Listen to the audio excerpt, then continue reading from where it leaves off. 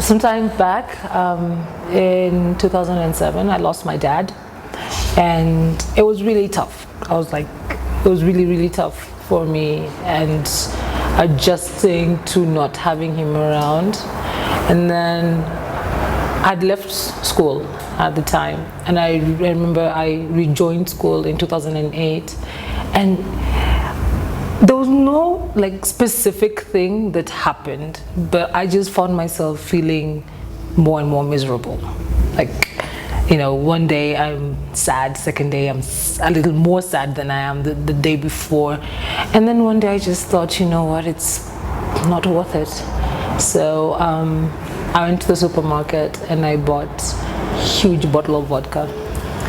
And then I had some meds that had been prescribed because I wasn't sleeping. And I think I took like 12 of them at a go, and half a bottle of vodka. When you try to commit suicide, you're not thinking about you want to die. You're just thinking you want out of this life, like sometimes you wish there's a pause button on life, like, it's like a bus, can I just get off?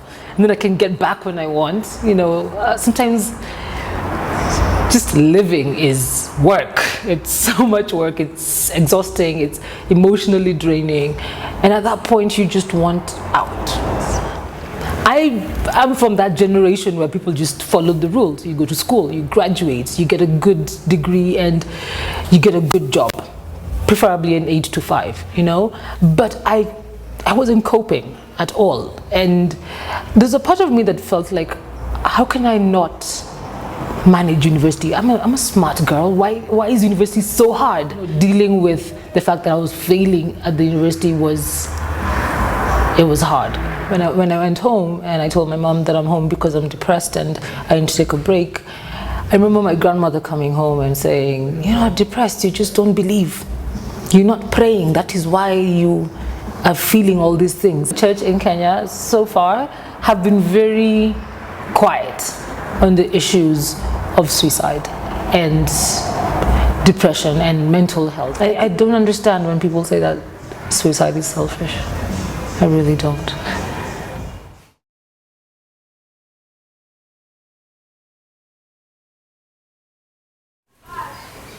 My first suicide attempt or ideation came after my rape ordeal, which was in 2003.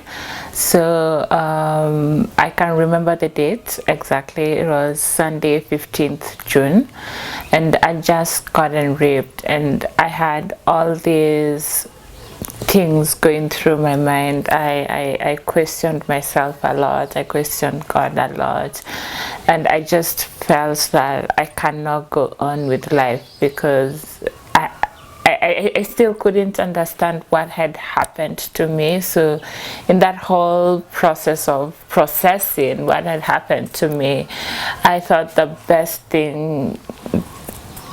best way to get rid of the noises and the feelings and the emotions that I was going through was just to get out of this world.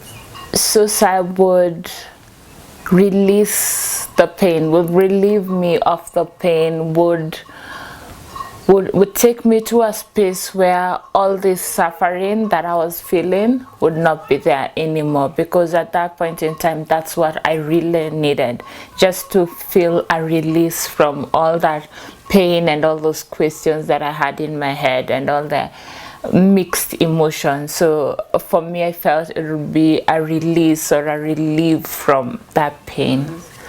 No one in my family knew that I had attempted to take my life, so they just saw that I was really withdrawn. But until I started speaking out about it, no one actually knew that I had tried to take my life.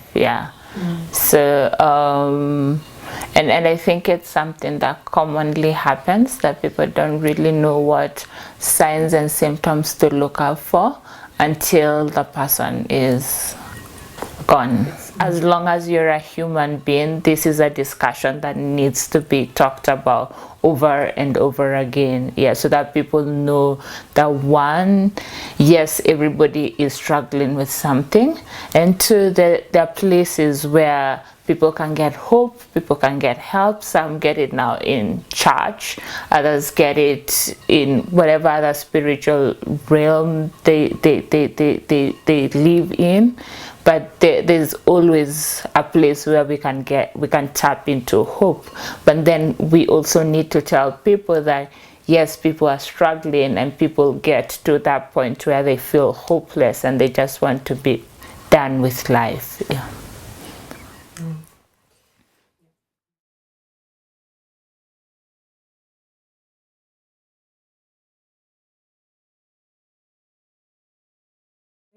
I'm Karen Ausums, and I used to have epilepsy in my life for 22 years. These seizures were pretty much a bother to me, as I couldn't easily finish my studies, and also in social life it was pretty challenging to find the people who could, with whom I could mingle, who could understand my challenges and who could offer support. It was really like a devil in my mind that you can't stand yourself, you see yourself as a burden, and you feel guilty that you're there because you're a problem to the family, or that you even feel like an embarrassment, even though they've never told me that I was an embarrassment to them, but you can really feel it like that everyone is doing well, everyone has something in their lives. One goes to work, the other one has their own shop, the other one doing well at school, and me, the failure. I really feel like Then there was the consideration of a surgery, that they could remove a tumor in the left lobe of my brain. That was the cause of my seizures. And they warned me, be prepared, we can do it. Big chance that you will not get seizures anymore afterwards. But know that one of the side effects is that you're going to get a depression afterwards. And that happened indeed. Suicidal thoughts, even though it comes very close, and sometimes you can really even feel scared of yourself, because sometimes you think about that knife in your kitchen, think you're capable of it, that you even get scared of just being alone, that you really think like, now I need to get out of this house, I need to make a walk or whatever. Depression and suicide are very closely related,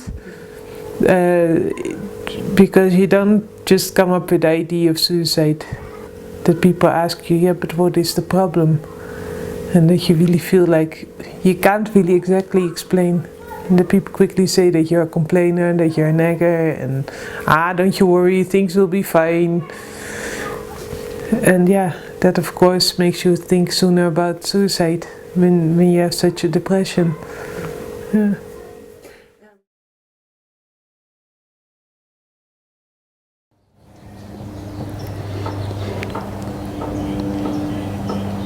The first time it manifested itself was when I was 16 years old. My dad had just passed away, and there were a few issues in the family, and it was one of the darkest times growing up. I think my neighbor found me putting the rope up. I think that's when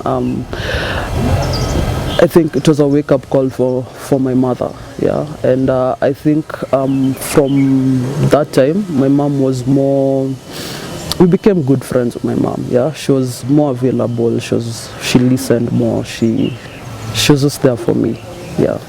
If you caught me trying to commit suicide and you arrested me and you took me to jail, that's far much worse than anything I had gone through before. So I think the systems that the government have, I think, are just stupid. And I think also the biggest problem is the fact that mental illness, I don't know about other countries, but yeah, it's one of those hushed up tones, yeah. I told the doctor I'm having panic attacks, and the first thing he tells me is, you'll go mad, and you'll go to Madare. I mean, instead of him sitting down to understand where I was coming from, his first step was snap out of it, yeah. Yeah, and the next thing he did was he medicated me. I think my mind, my funk, what they're doing is really amazing. First of all, it's affordable. I think they charge, what they charge is probably 3 times what you'd pay in any other facility, yeah. And they also have the option of, if you can't afford it, they still have the option of still seeing you, which I think is pretty amazing. And also, I think the most important thing is, before you start getting medicated and before you start getting hooked up on medication, I think talk therapy is important first. Yeah.